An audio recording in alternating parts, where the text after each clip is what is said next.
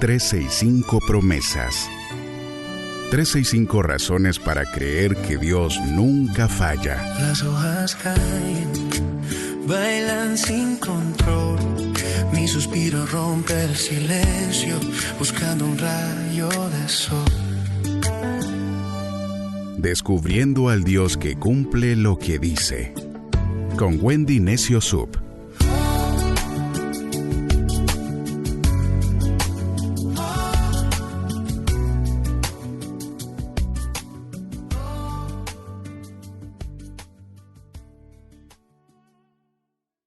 ...16 de abril, promesa 106, fe persistente. La justicia de Dios llegará. Y quiero que recuerdes bien esto: la justicia de Dios llegará a mi vida. El libro de Lucas, en el capítulo 18, en los versos 7 y 8, en la Nueva Traducción Viviente, dicen: si hasta Él dio un veredicto justo al final, ¿acaso no creen que Dios hará justicia a su pueblo escogido que clama a Él día y noche? ¿Seguirá aplazando su respuesta? Les digo, Él pronto les hará justicia. Pero cuando el Hijo del Hombre regrese, ¿a cuántas personas con fe encontrará en la tierra? Estos mismos versos 7 y 8 en la Biblia, el Mensaje, dicen: entonces el Señor dijo: oigan lo que dijo este juez. Aunque es un corrupto, entonces, ¿qué les hace pensar que Dios no va a intervenir y hacer justicia para su pueblo elegido que clama día y noche pidiendo ayuda? ¿Acaso no va a defender su causa? Les aseguro que sí. No dará largas al asunto. Sin embargo, ¿cuánta de esta clase de fe persistente encontrará el Hijo del Hombre en la tierra cuando vuelva?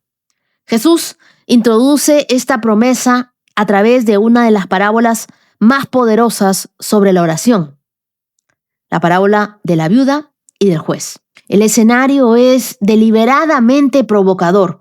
Un juez injusto, sin temor a Dios, sin respeto por los hombres, al que una viuda acosa y acosa sin descanso hasta tratar de conseguir justicia. La viuda no tenía poder, la viuda no tenía dinero, no tenía influencia, solo tenía persistencia. Y eso es lo que necesitamos tú y yo en esta vida, y sobre todo, si queremos ser personas de oración. En el contexto histórico, una viuda en Israel representaba vulnerabilidad total, alguien sin una voz legal, alguien sin respaldo económico, sin influencia social. El juez era corrupto, era indiferente. Sin embargo, la insistencia de esta mujer logró lo que ningún poder humano había logrado hasta el momento. Jesús está haciendo un contraste poderoso y él dice: si un juez injusto responde por insistencia, ¿cuánto más responderá un Dios justo por amor? Así que no se trata de que tú y yo nos movamos, oremos y tratemos de convencer a Dios con nuestros múltiples argumentos. Se trata de formar una fe que no se rinde, una fe que persiste, una fe que no se quiebra en el proceso. Ojo, la Biblia dice: su pueblo escogido. No era cualquier persona, era su pueblo. ¿Tú te has asegurado de saber que tú eres parte del pueblo de Dios? Los que han entrado en pacto con Dios, los que le pertenecen a Dios, aquellos que hemos entregado nuestra vida a Dios, somos parte del pueblo de Dios.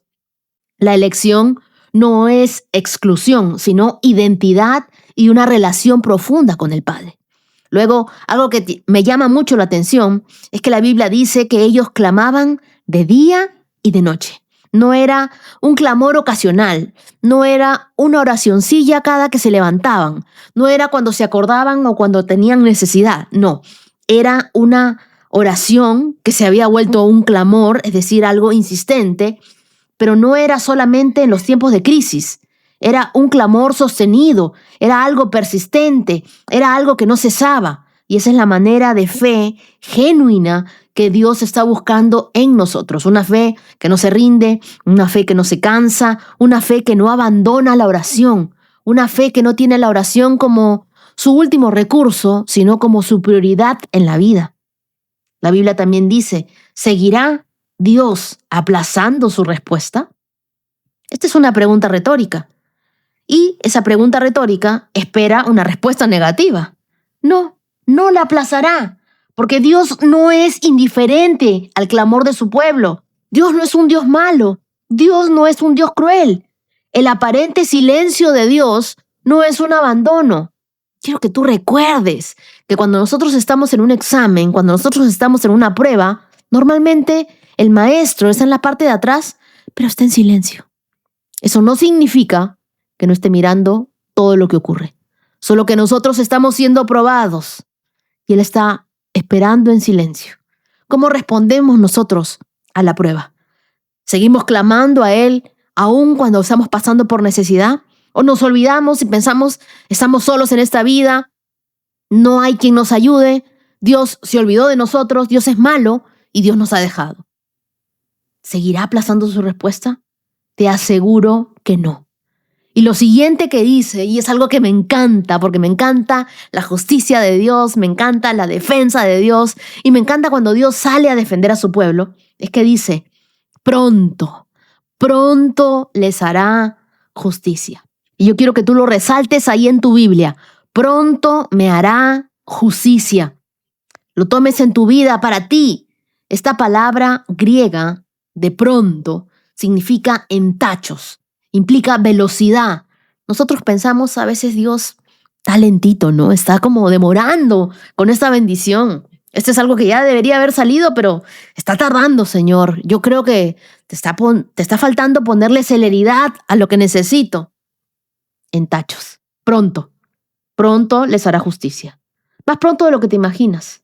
Tú entrarás a esa cuenta de banco y ya estará el depósito. De repente estás esperando por una nota aprobatoria, entrarás a tu correo y ya va a estar la nota aprobatoria. Quizás estás esperando por una visa, recibirás el correo visa aprobada. Pronto Dios te hará justicia. Pronto recibirás el veredicto favorable para ti. Pronto recibirás el resultado que estás embarazada. Pronto.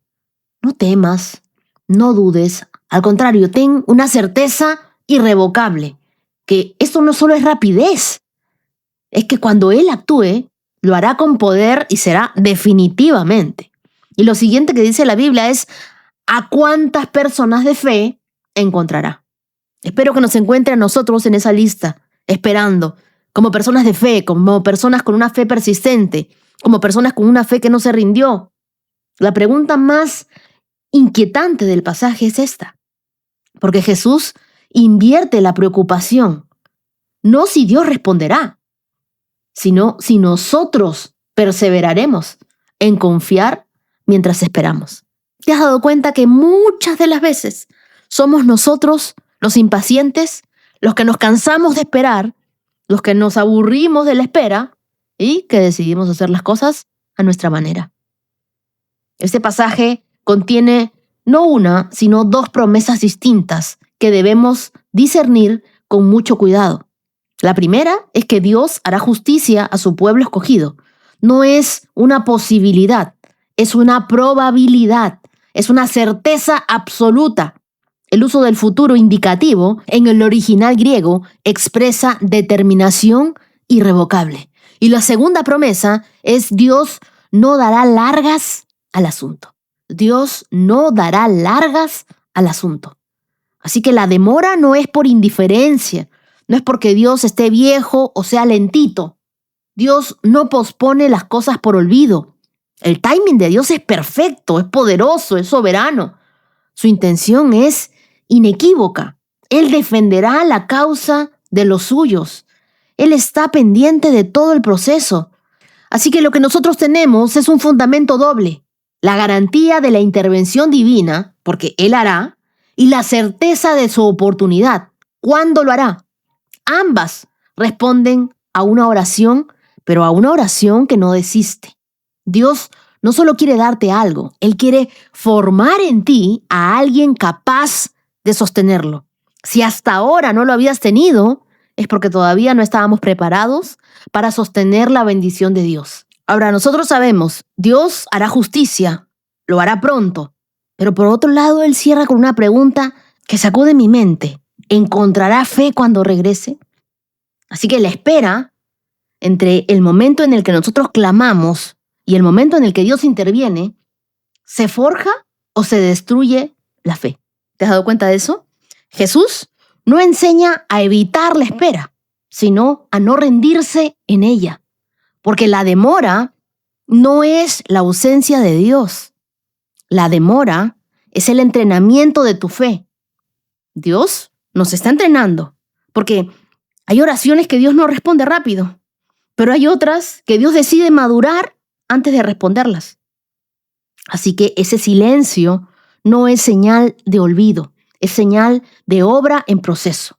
La pregunta final de Jesús no es una duda sobre su poder, no, es una advertencia de nuestra fragilidad. Dios cumplirá. La pregunta es si seguiremos creyendo mientras tanto. Así que la promesa está asegurada por el carácter de Dios, porque Él es justo y Él nos hará justicia. Lo que no está asegurado es nuestra persistencia en la fe mientras esperamos el cumplimiento. Así que hoy quiero invitarte a abrazar 3 verdades de la Biblia.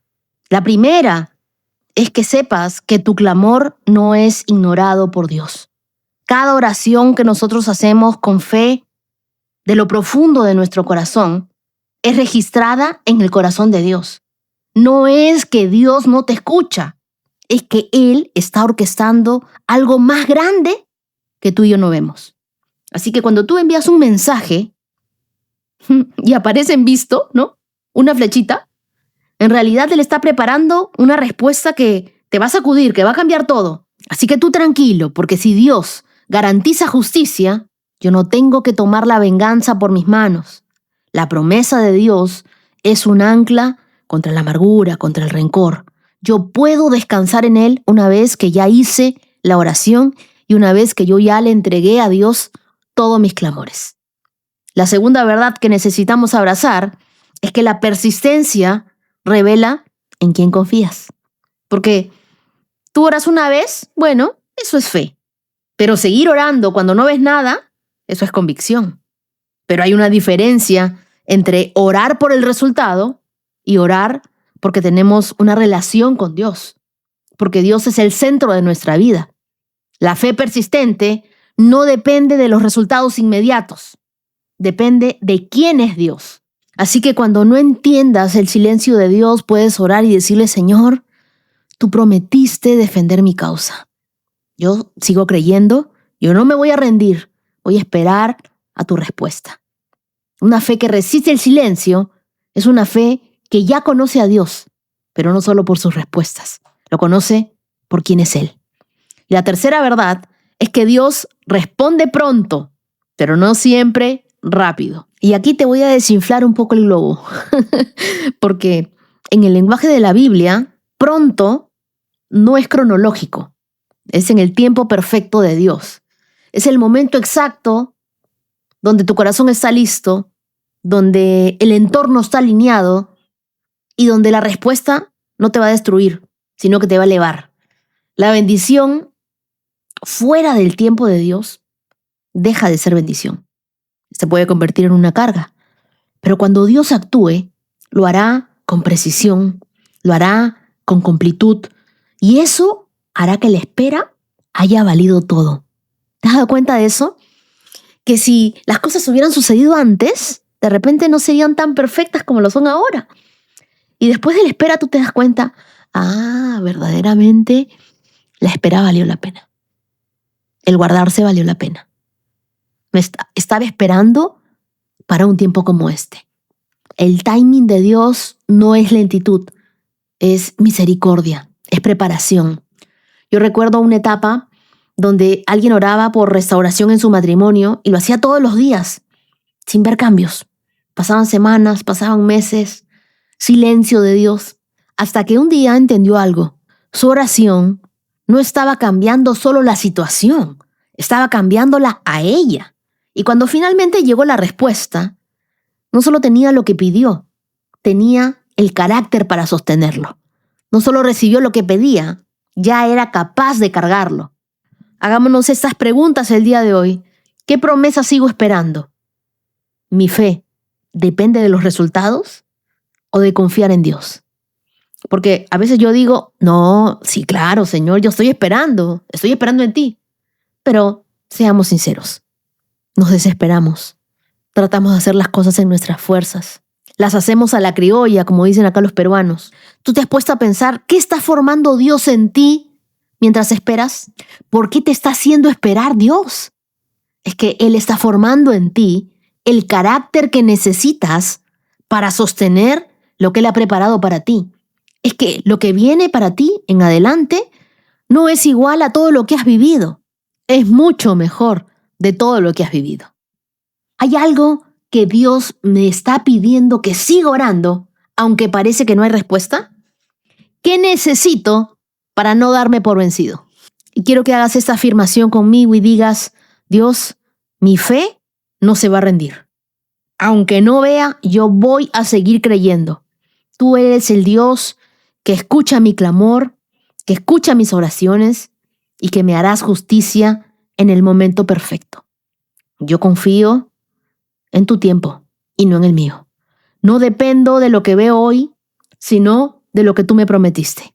Así que seguiré clamando día y noche, porque yo sirvo a un Dios que me escucha, que me ve, que me ama, un Dios que actúa por mí, un Dios que jamás abandona a los suyos. Y ahora acompáñame en una oración. Dios, hoy decido confiar en ti, incluso en aquellas cosas que no entiendo. Tal vez hay cosas que no veo y hay muchas cosas que han tratado de desmotivarme. Pero ¿sabes qué, Señor? Yo creo con todo mi corazón que tú tienes el momento correcto, que tú tienes el tiempo perfecto. Enséñame a perseverar, a no rendirme, a seguir creyendo aún en el silencio, a confiar en que tú peleas mis batallas. Fortalece mi fe, Dios, forma mi carácter, alinea mi corazón a tu tiempo, que yo no me adelante, que yo espere en ti, que yo confíe en ti, que tú me quites todo miedo, que yo sepa que tú harás justicia y que tú harás las cosas mejor de lo que yo me imagino, sueño, pienso. Gracias, Señor, porque sé que pronto, Dios, nos harás justicia. Tomo esta promesa para mi vida, en el nombre de Jesús. Amén. Y las lecturas que nos acompañan en este día las encontramos en Josué capítulo 13, verso 1, hasta el capítulo 14, verso 15. Lucas capítulo 18, versos del 1 al 17, el Salmo 85, versos del 1 al 13, y Proverbios capítulo 13, versos del 7 al 8. Ahora sí, te pido que abras tu Biblia, abras tu corazón, le pidas al Espíritu Santo que nos enseñe la palabra de Dios. Abróchate los cinturones, ponte tus lentes de la fe. Comenzamos esta carrera por estos 106K en 3, 2, 1, adelante. Josué capítulo 13, verso 1.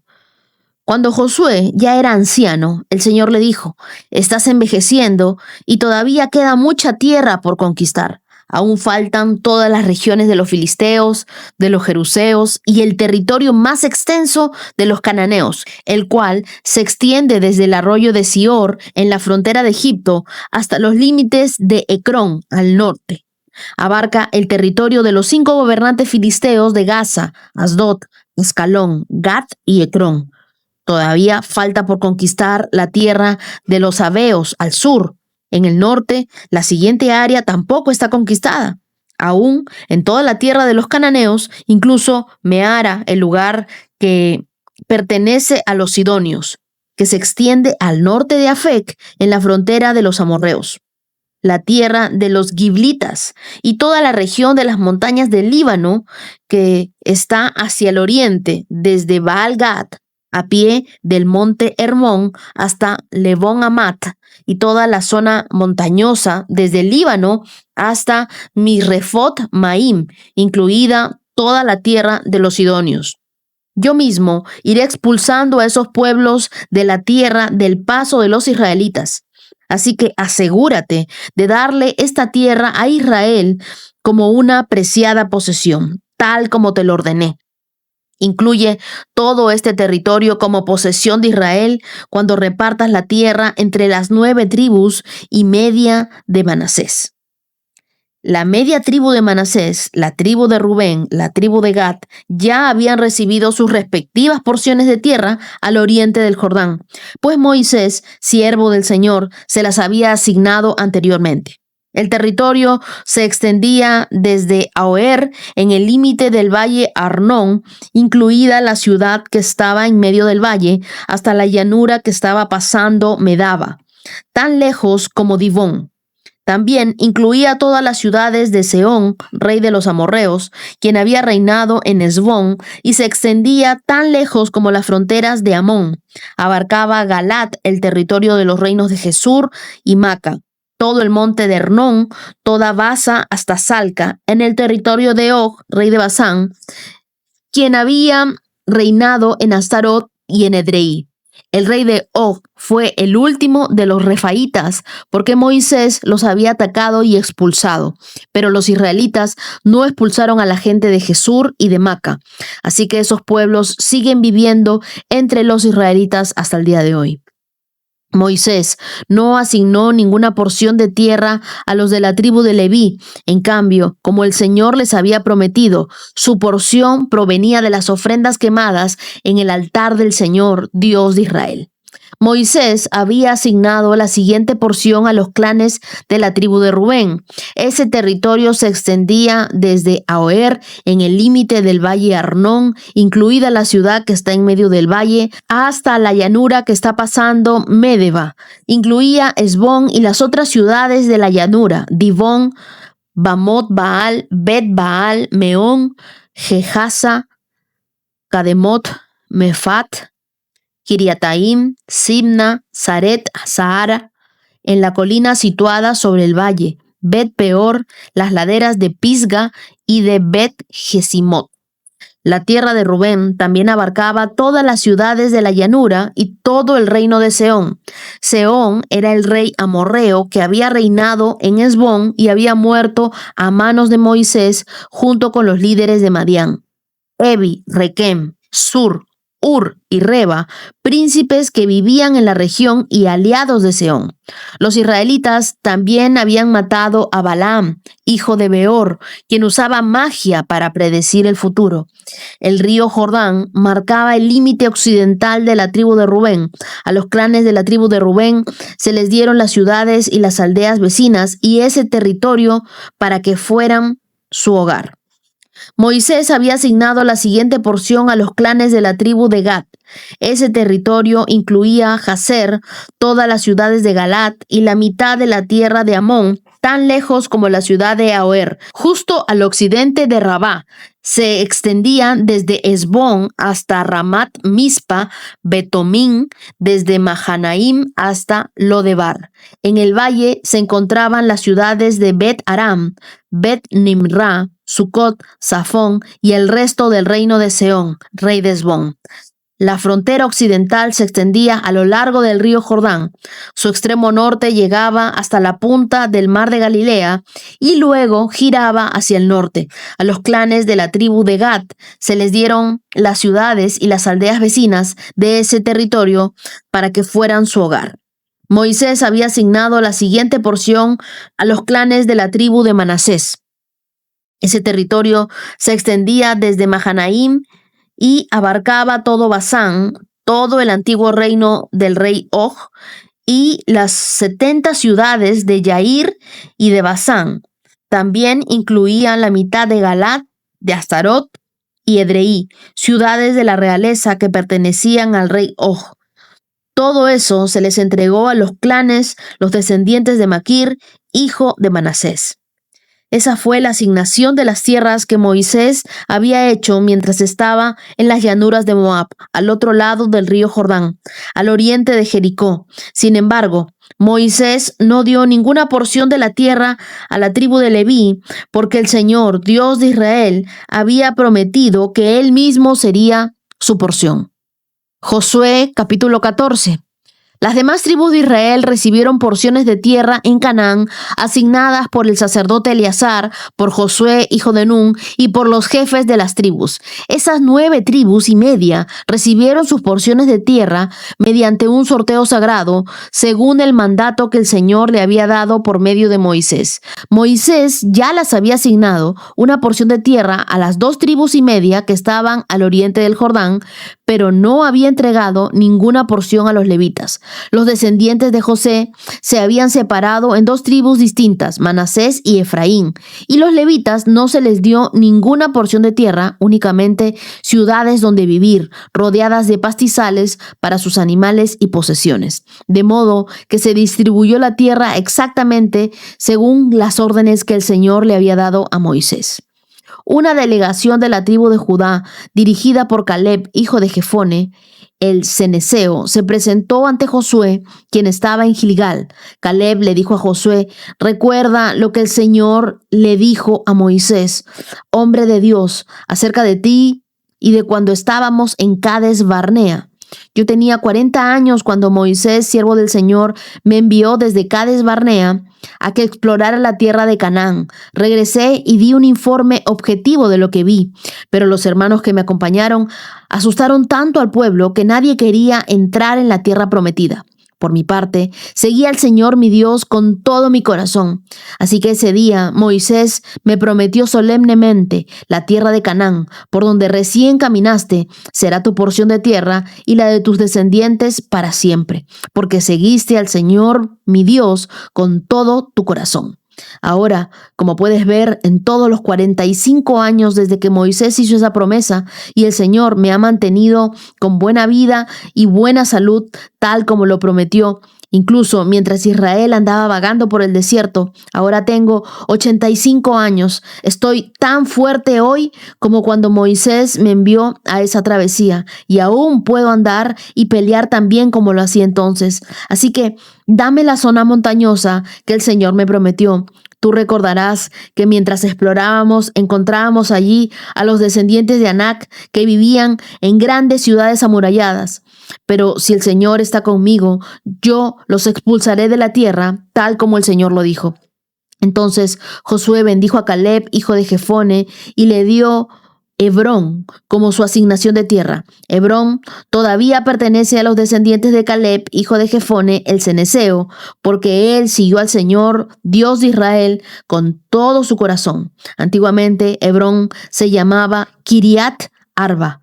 Llevaba el nombre de Arba, un gran hombre de los descendientes de Anac, y la tierra descansó de la guerra. Israel ya había conquistado gran parte de Canaán, pero aún quedaban zonas por tomar. Josué ya estaba anciano y recibe una palabra directa de Dios en el capítulo 13, verso 1.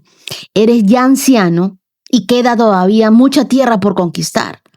Entonces, esta afirmación no es un reproche, es un llamado urgente. Aunque los años pasen, el propósito de Dios no caduca. La tierra se divide en tribus. Aunque no todo estaba bajo control, el reparto se hizo por fe, no por vista, y era como si Dios dijera: te doy lo que todavía no posees, pero te pertenece si te atreves a creer. Y aquí vemos algo muy interesante. Dios no se enfocó en la edad de Josué, sino en la misión pendiente que él tenía. Eso cambia la perspectiva del retiro. No es el fin, la jubilación. Es el inicio de otra etapa en la conquista del reino. Nunca eres demasiado viejo para una nueva conquista. Si tú no estás muerto, no estás terminado. Dios aún tiene algo que quiere hacer contigo y algo que quiere hacer a través de ti. No dejes que tus años determinen tu llamado. La edad no es una excusa, es un testimonio. Si tú eres una persona mayor, puedes servir a Dios con tu experiencia. Así que te pregunto, ¿qué promesas te faltan por conquistar? Josué comenzó a repartir territorios que aún no habían sido dominados. Mira, este Josué era un hombre de fe. Él tenía fe en lo invisible. Nos dice el capítulo 13, versos del 6 al 7, que esto requería una fe Una fe que llama a las cosas que no son como si fueran. Dios quería que su pueblo habitara en la promesa, incluso antes de verla manifestada. Entonces, mis queridos amigos, la fe no se trata de obtener las cosas de Dios, sino de posicionarte donde Dios ya ha dicho que puedes estar. Entonces, te animo a hacer una lista de las promesas de Dios que aún no ves cumplidas y decláralas cada mañana. Di: Dios, yo sé que tú me vas a dar esto como mi territorio espiritual asignado. Aunque no lo veas, aunque tú digas: ¿de dónde voy a tener esto si el día de hoy tengo que pagar ciertas deudas, no me alcanza? Confía en Dios, cree en sus promesas. Y Josué capítulo 14, versos del 6 al 15, nos presenta a Caleb, el hombre de 85 años, que dice con convicción: estoy tan fuerte como cuando Moisés me envió. Dame la región montañosa que el Señor me prometió. Este no era un pedido cómodo, sino era un reto, era un clamor. La zona montañosa de Hebrón aún estaba habitado por los descendientes de Anac, que eran gigantes como Goliat. Pero noten algo, Caleb no le pide a Dios: dame un sillón reclinable, súper confortable para descansar. Él le dice: quiero esta montaña. Y el problema no es que envejecemos, porque todos vamos a envejecer.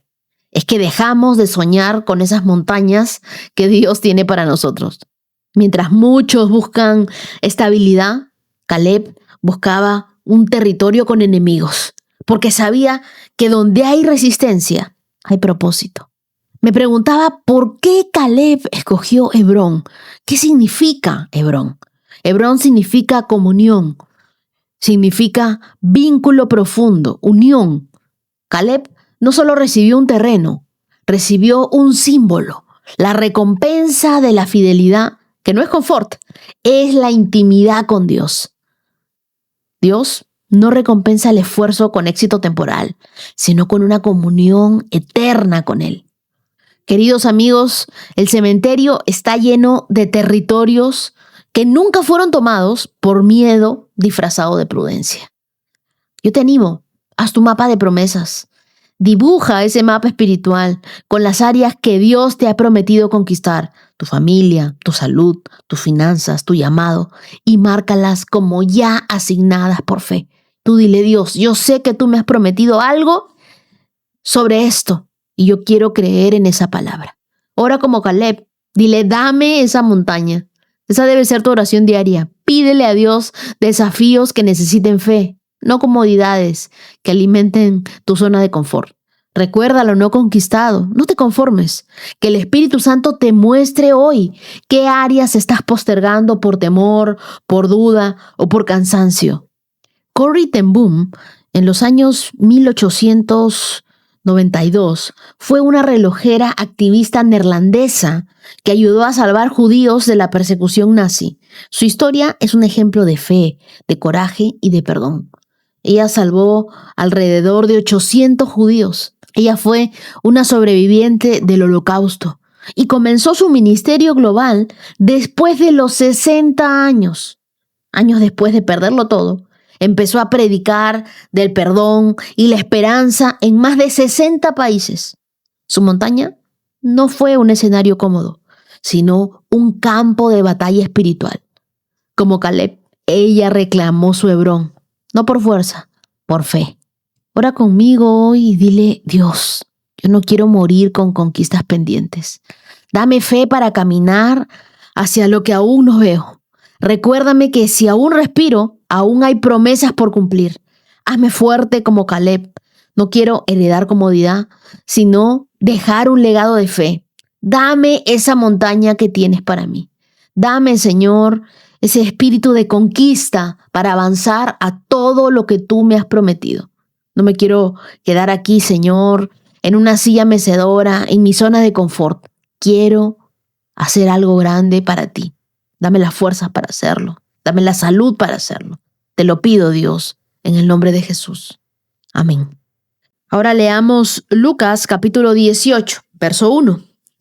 Cierto día, Jesús les contó una historia a sus discípulos para mostrarles que siempre debían orar y nunca darse por vencidos. Había un juez en cierta ciudad, dijo, que no tenía temor de Dios ni se preocupaba por la gente. Una viuda de esa ciudad acudía a él repetidas veces para decirle: hágame justicia con este conflicto con mi enemigo. Durante un tiempo, el juez no le hizo caso, hasta que finalmente se dijo a sí mismo: no temo a Dios, ni me importa la gente, pero esta mujer me está volviendo loco. Me ocuparé de que reciba justicia, porque me está agotando con sus constantes peticiones. Entonces el Señor dijo: aprendan una lección de este juez injusto. Si hasta él dio un veredicto justo al final, ¿acaso no creen que Dios hará justicia a su pueblo escogido que clama a él de día y de noche? ¿Seguirá aplazando su respuesta? Les digo, él pronto les hará justicia, pero cuando el Hijo del Hombre regrese, ¿a cuántas personas con fe encontrará en la tierra? Quiero que marques ese verso 7 y 8.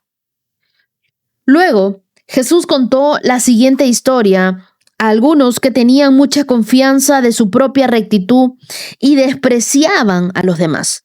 2 hombres fueron al templo a orar.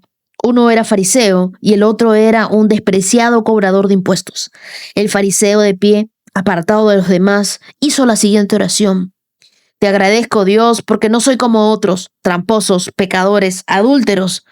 Para nada, soy como ese cobrador de impuestos. Ayuno 2 veces a la semana y te doy mi diezmo de mis ingresos. En cambio, el cobrador de impuestos se quedó a la distancia y ni siquiera se atrevía a levantar la mirada al cielo mientras oraba, sino que golpeó su pecho en señal de dolor mientras decía: oh Dios, ten compasión de mí porque soy un pecador.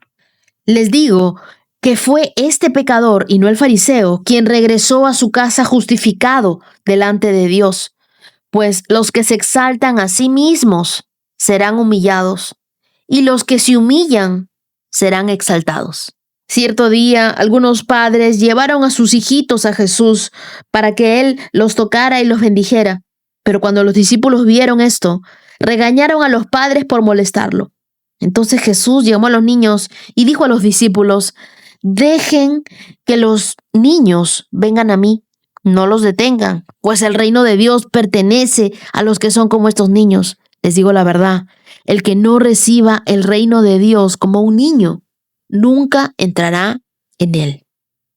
Lo primero que vemos es en los versos del 1 al 8 a una viuda persistente que nos llama a orar siempre y nunca darnos por vencidos, porque la viuda, ella no tenía recursos legales, pero estaba en busca de justicia ante un juez corrupto. En los tiempos de Jesús, las viudas eran símbolo de vulnerabilidad, de marginación. Sin embargo, esta mujer se convierte en un modelo de una fe activa. Su persistencia no cambia al juez, pero lo agota. Y Jesús concluye con algo que me encanta. ¿Acaso Dios no hará justicia a sus escogidos que claman a Él de día y de noche? Les digo, Él pronto les hará justicia. Les repito, Él, Dios, pronto nos hará justicia. Ojo que nuestra oración no es para persuadir a Dios, es para alinearnos con Él, porque Él ya está dispuesto a obrar en nuestras vidas. No ores como quien pide un favor, ora como quien recuerda una promesa. Y si Dios se tarda, no es por indiferente, es porque Él está orquestando algo mayor para ti. ¿Qué oración has dejado en pausa? Y dijiste, no está pasando nada, mejor la dejo. Te repito, ¿acaso Dios no hará justicia a sus escogidos que claman a Él de día y de noche? Pronto les hará justicia. Pronto les hará justicia a esos padres que oran por sus hijos.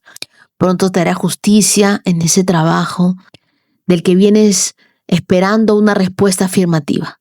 Pronto Dios hará justicia. Y luego, en los versos del 9 al 14, vemos al fariseo y el cobrador de impuestos. El fariseo ora desde su ego religioso y el cobrador de impuestos desde su quebranto. Él ora llorándole a Dios. Uno compara y el otro confiesa. Uno se justifica a sí mismo y el otro es justificado por Dios. Ahora, ¿qué significa ser justificado? Dios lo declara inocente a uno, no por lo que hizo, sino por cómo se presentó. Él se presentó con humildad. La humildad es la autopista más rápida hacia el favor de Dios. La fe no se mide por cuántos versículos sabes, por cuánta Biblia has leído, sino por cuánta dependencia de Dios manifiestas. Revisa tu corazón. ¿Vas a Dios con gratitud o con orgullo? Y por último, en los versos del 15 al 17, Jesús muestra que el reino de los cielos le pertenece a los niños. Los discípulos veían a los niños como una distracción y Jesús los ve como el modelo. Los niños dependen totalmente. Los niños confían sin filtro. Los niños no aparentan. Los niños son. Un niño no se preocupa por la economía del hogar. Confía en que el Padre proveerá. Así debemos vivir nosotros cada oración, con total confianza en que Dios ya tiene provisión antes de que le pidamos. Leamos el Salmo 85. Señor, tú derramaste bendiciones sobre tu tierra, devolviste el bienestar a Israel, perdonaste la culpa de tu pueblo, sí, cubriste todos sus pecados, contuviste tu furia y refrenaste tu enojo encendido. Ahora, restáuranos, oh Dios de nuestra salvación, aparta tu enojo de nosotros una vez más. ¿Seguirás enojado con nosotros para siempre? ¿Extenderás tu ira a todas las generaciones? ¿No volverás a darnos vida para que tu pueblo pueda alegrarse en ti? Muéstranos tu amor inagotable, oh Señor. Concédenos tu salvación. Presto mucha atención a lo que dice el Señor, pues Él da palabras de paz a su pueblo fiel, pero no le permitas volver a sus necios caminos. Sin duda, la salvación de Dios está cerca de los que le temen. Por lo tanto, nuestra tierra se llenará de su gloria. El amor inagotable y la verdad se encontraron. La justicia y la paz se besaron. La verdad brota desde la tierra y la justicia sonríe desde los cielos. Sí, el Señor derrama sus bendiciones y nuestra tierra dará una abundante cosecha. La justicia va delante de Él como un heraldo, preparando el camino para sus pasos. Este salmo nos recuerda que Dios no ha terminado con nosotros. Él está restaurando nuestra historia. Este salmo probablemente fue escrito después del exilio babilónico, cuando el pueblo de Israel regresó a Jerusalén y encontró una ciudad en ruinas. Aunque ya estaban de vuelta, aún no se sentían restaurados del todo. El salmista comienza recordando lo que Dios ya ha hecho. Y esta es una clave espiritual. La restauración comienza con gratitud. El día de ayer hablábamos de la gratitud y él menciona la misericordia, el perdón y la restauración pasada. No está ignorando el dolor actual, pero lo pone en perspectiva. Tu fe crecerá cuando recuerdes lo que Dios ha hecho por ti, no cuando te obsesiones con lo que aún no ha hecho. Por eso es que el verso 1 dice, fuiste bondadoso con tu tierra, oh Señor. No te olvides. Ten memoria de lo que Dios ha hecho por ti. Continúa llevando tu diario de gratitud. Nunca te olvides de dónde te sacó Dios. Y en el verso 4 le dice, ahora restáuranos de nuevo. Este versículo es una confesión honesta. El pueblo necesita otra intervención de Dios. Y la palabra hebrea para restaurar es shub, que significa volver al diseño original. No es solo regresar a un estado anterior, sino volver a donde Dios quería que estuviéramos desde el inicio. La restauración de Dios no te lleva al pasado, te reposiciona a tu propósito. ¿Qué parte de tu vida necesita un shub de Dios? ¿Qué parte de tu vida necesita volver al diseño original de Dios? La restauración no es un evento, es un proceso que inicia una vez que nosotros nos rendimos delante de Dios. Y el verso 6 dice, no volverás a darnos vida para que tu pueblo pueda alegrarse en ti? Y aquí se nos revela una verdad clave. El propósito de la restauración no es solo tu bienestar, también es tu adoración. La alegría vuelve cuando tu alma se vuelve a Dios. ¿Se han dado cuenta que cuando nosotros estamos sin Dios, andamos tristes, deprimidos, nos sentimos mal? No basta con salir del dolor, hay que regresar a la presencia de Dios. La restauración de Dios siempre tiene una dirección, siempre tiene un rostro. Cuando nosotros estamos cerca de Dios, sentimos alegría. Pero cuando nosotros estamos alejados de Dios, lo digamos o no lo digamos, hay tristeza dentro de nosotros. Y mire el verso 8 que yo lo marqué en mi Biblia, dice: presto mucha atención a lo que dice Dios, el Señor. El salmista cambia de tono, ya no pide, ahora escucha, presta atención. Y esto marcó un giro. La restauración requiere discernimiento. No puedes restaurar lo que no sabes escuchar. Escuchar a Dios es más que oír, es alinear tu vida a la voz de Dios. Nuestro caminar con Dios no debe consistir en hacer lo que queremos y pedir a Dios que lo bendiga, sino en escuchar primero lo que Él ya bendijo. Y por último, el verso 13 nos habla de la justicia de Dios. Dice: la justicia va delante de Él como un heraldo, preparando el camino para sus pasos. Una imagen hermosa. Lo que sembramos en obediencia se alinea con lo que Dios derrama del cielo. Cuando hay verdad en la tierra, acciones íntegras, hay justicia en lo alto, ese favor divino sobre tu vida. Imagínate un campo seco. Tú puedes preparar la tierra, pero solo Dios puede mandar la lluvia. Tu parte es sembrar verdad, la de Él, derramar la justicia. Y con esto, Dios no quiere devolverte lo que perdiste, quiere darte algo mejor de lo que nunca has imaginado. Por eso, escucha más de lo que hablas.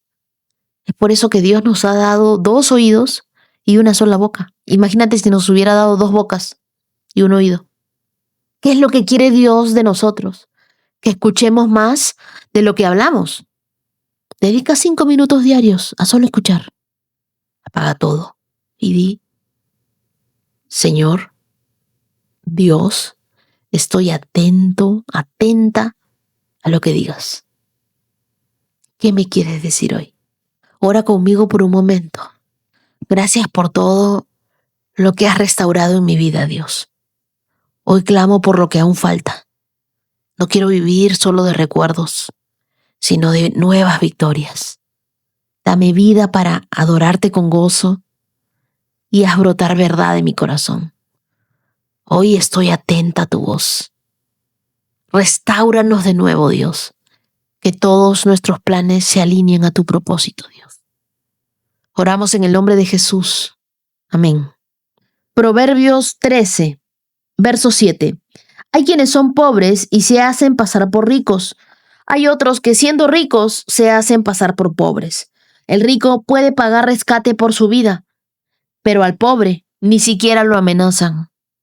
El autor de estos proverbios mayormente es Salomón y contrasta 2 actitudes ante la riqueza: el aparentar versus el tener sabiduría. Y aquí se muestra que no todo lo que brilla es oro y no todo el que viste humildemente es pobre. El verso 7 nos muestra la palabra usada parecer, que puede traducirse como hacerse pasar o fingir. En resumen, hay quienes se endeudan por parecer ricos y hay quienes callan su abundancia por sabiduría. La persona más pobre no es la que no tiene nada, sino la que vive para impresionar a quienes no se fijan. El reino no mide tu valor por lo que tú posees, sino por lo que tu corazón no necesita para sentirse completo. ¿Tú vives para aparentar o para agradar a Dios? El verso 8 nos muestra una verdad incómoda.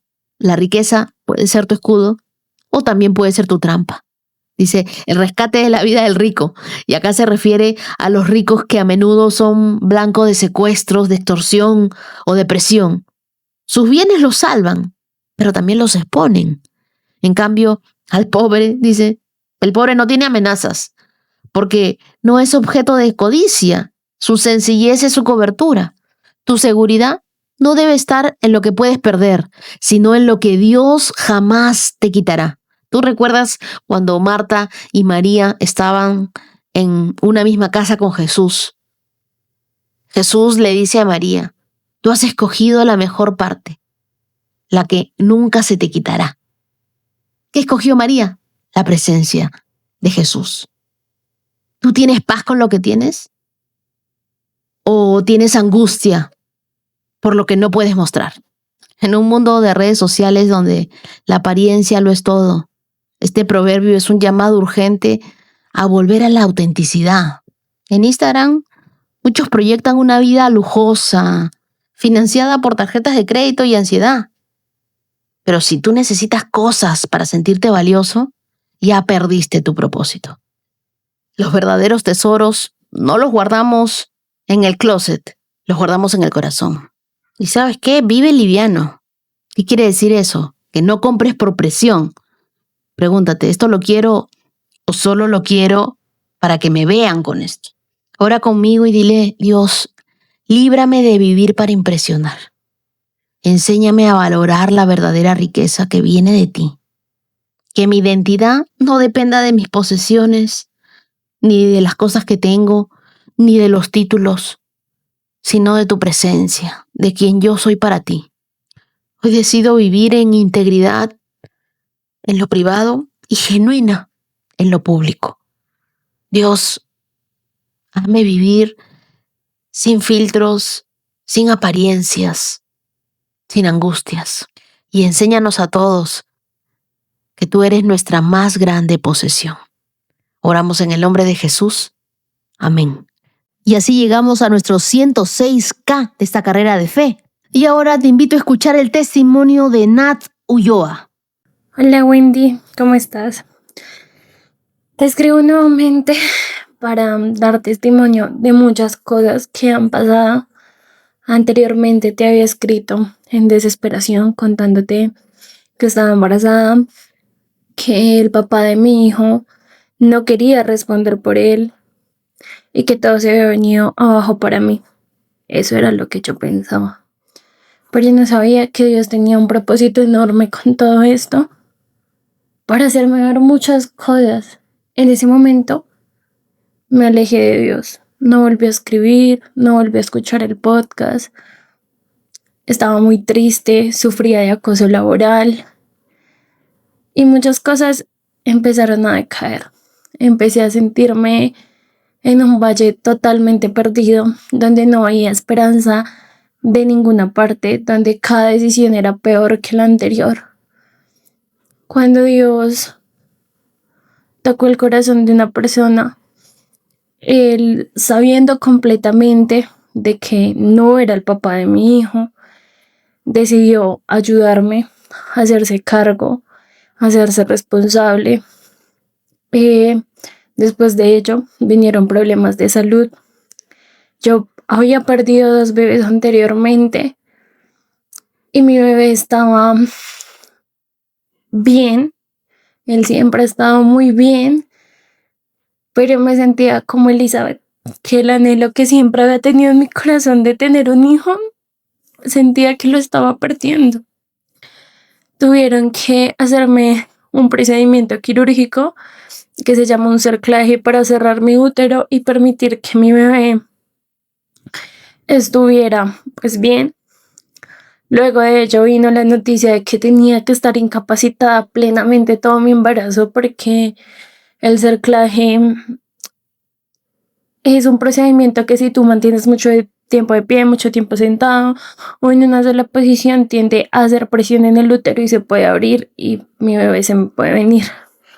Luego de ello fueron días en la clínica muy difíciles, donde él nunca me dejó, donde él se quedaba en la silla durmiendo por mí, donde descubrí el amor verdadero que le había pedido a Dios en muchas oraciones de un hombre. Y era esa persona que, a pesar de que no me vio en mi mejor momento, de que me conoció en un momento sumamente difícil, donde yo físicamente no estaba bien, no era una mujer bonita a simple vista, pero Él me ayudó hasta bañar, cambiarme un pañal. Y ahí era donde yo sentía en mi corazón que las oraciones de Dios habían sido respondidas, que el hombre que un día yo llorando le pedí a Dios para mi vida, me lo había dado de una forma muy atípica, porque así son las cosas de Dios, son en su tiempo, no en el tiempo que nosotros deseemos forzar. Luego de ello, vi otro problema que enfrentamos, que fue que tuve que entregar el apartamento donde vivía. No conseguíamos, la señora donde vivía era sumamente grosera, me atacaba, me decía que no le importaba que yo estuviera embarazada. Y un día salió un apartamento, yo en el camino busqué como una oración para encomendarle a Dios si este hogar era para nosotros. Es un apartamento sumamente bonito. Yo decía, no me lo van a rentar a mí. Soy muy joven, mi pareja es muy joven, no tenemos un salario sumamente estable económicamente, ya que yo me encuentro incapacitada y mi salario reduce el 65%. Pero Dios me respondió y le puso a esa persona en su corazón la voluntad y la confianza de entregarnos su apartamento totalmente nuevo y remodelado a nosotros. Y desde ahí empezaba a ver la gratitud de Dios conmigo, con el hecho de mantener a mi hijo conmigo, de proveer. Así yo sienta que los gastos me ahogan, pero Él siempre provee. Y ese es mi testimonio, de que cuando uno siente que más perdido está, es cuando Dios le pone pruebas más difíciles para algo que una vez escuché en el podcast, que era que Dios solo ponía a fuego sus diamantes, que Él solo pulía a fuego a sus mejores diamantes. Y también me acordé mucho del año pasado, del podcast donde hablaban mucho de Josué y de su dificultad en ese valle donde sentía que todo estaba perdido. Y aunque estuviera muy lejana de Dios, en mi cabeza cuando pasaban todos estos problemas, solo pensaba que estaba pasando las pruebas de Josué, que en algún momento iba a llegar la gloria. Hoy solo le encomiendo a mi hijo a Dios, a que se haga su voluntad y a que Él sea un hijo de Él. Gracias. Mi querida Nat, gracias por abrir tu corazón, gracias por contarnos una historia tan real, tan llena de la fidelidad de Dios. Lo que parecía ruina, Dios lo convirtió en cuidado. Lo que parecía abandono, Dios lo cubrió con amor. Y lo que parecía incertidumbre, Dios lo transformó en provisión. Y yo creo que así como Él ha sostenido la vida de tu bebé hasta aquí, también sostendrá tu casa, tu corazón, tu futuro. Tú no estás sola, Nat. Dios te vio en el valle, te sostuvo en el proceso y seguirá siendo fiel en lo que viene. Te quiero regalar el Salmo 46, verso 1, que dice: Dios es nuestro refugio y nuestra fuerza. Siempre está dispuesto a ayudar en tiempos de dificultad. Y hoy declaro sobre tu vida que ese niño vendrá con un propósito, que tu casa será afirmada por Dios y que esta temporada no terminará en tristeza, sino siendo un testimonio. Lo que hoy estás viviendo con lágrimas, mañana lo contarás con gratitud. Dios ya te demostró que Él sabe sostenerte y sé que lo seguirá haciendo. Y ahora quiero que escuches el testimonio de Stace. Hola Wendy, que el Señor te bendiga. Quiero comenzar dándole gracias a Dios por tu vida, gracias por hacer este podcast que nos ha bendecido muchísimo. Quería contarte un poquito de mi testimonio antes de conocer tu podcast, más o menos hace ya más de un año. Yo tenía un negocio, yo vivo en Estados Unidos, tenía un negocio, todo estaba yendo muy bien, pero yo tomé la mala decisión de escoger una mala socia, alguien que no creía realmente en Dios. Bueno, todo el negocio iba muy bien. hasta que ella comenzó a meterse más, las cosas comenzaron a venirse abajo,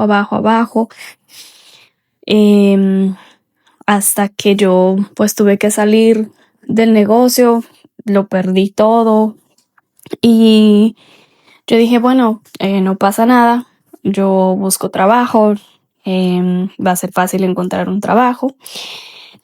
Y no fue así. Todas las aplicaciones que yo hacía me rechazaban, me decían no. Las aplicaciones que yo pensaba que me iban a decir sí porque miraba que tenía todas las cualificaciones, pero aún así me decían que no. Y a raíz de eso yo entré en una depresión y ansiedad, donde hubieron días en los que yo incluso le pedí a Dios que me llevara porque no encontraba propósito ni sentido a mi vida. Hasta que, bueno, ya iba a empezar el año 2025, el 2026, y yo dije, bueno, Señor, no, en este nuevo año yo tengo que volver a acercarme a ti, tengo que volver a buscarte. Y yo no sé qué es lo que tú tienes para mí, pero tú vas a hacer algo. Entonces, en TikTok me apareció un video de una chica donde estaba hablando de tu podcast y yo dije, bueno, voy a comenzar a escucharlo.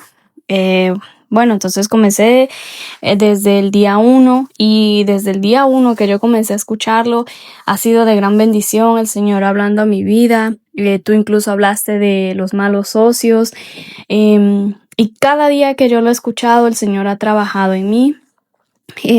Bueno, para no hacerlo tan largo, yo apliqué o seguí aplicando a trabajos otra vez.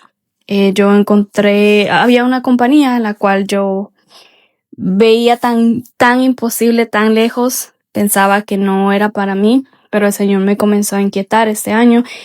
Hace 2 meses atrás me comencé a inquietar para que yo aplicara. Yo dije, bueno, de tantos no pierdo nada con aplicar.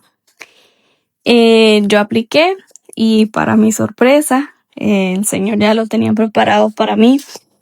Me llamaron a una entrevista.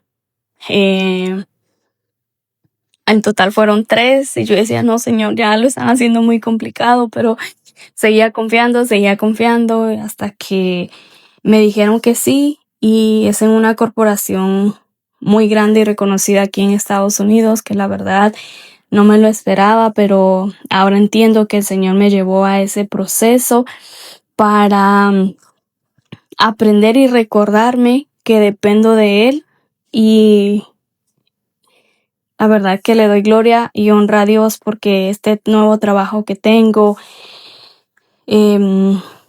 no lo esperaba, pero sé que fue Él, sé que Él abrió las puertas y sé que Él me va a seguir bendiciendo y que esto solo es el comienzo de algo grande que Él tiene para mí. Muchas gracias y que el Señor los bendiga a todos. Mi querida Stace, gracias por abrir tu corazón. Yo creo que Dios no solo te restauró, sino que te reposicionó. Él no te devolvió lo que perdiste, Él te llevó a algo mayor, porque cuando dependemos completamente de Él, dejamos de construir en nuestras fuerzas y empezamos a caminar en su gracia. Y eso que estás viviendo hoy no es el final, es el comienzo.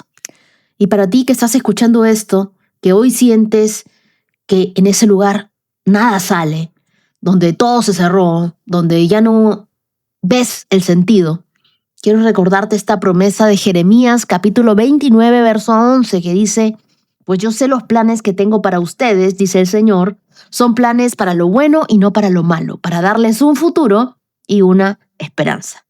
Así que quiero decirles, Dios no ha terminado con nosotros. Aunque no lo entendamos, Él nos está preparando para todo lo que viene en adelante. Oremos juntos y digámosle al Señor, hoy te entregamos cada proceso, cada puerta cerrada, cada lágrima, y te pedimos que nos enseñes a confiar, incluso cuando no vemos. Sana nuestro corazón, restaura nuestra fe y llévanos a esos lugares que tú ya preparaste para nosotros. Te lo pedimos en el nombre de Jesús. Amén. Y por último, quiero contarte el testimonio de Daniela. Daniela es una colombiana que tiene 30 años. Ella es una mamá soltera de una bebita de casi 1 año. Lo primero que ella me dijo fue algo que me estremeció.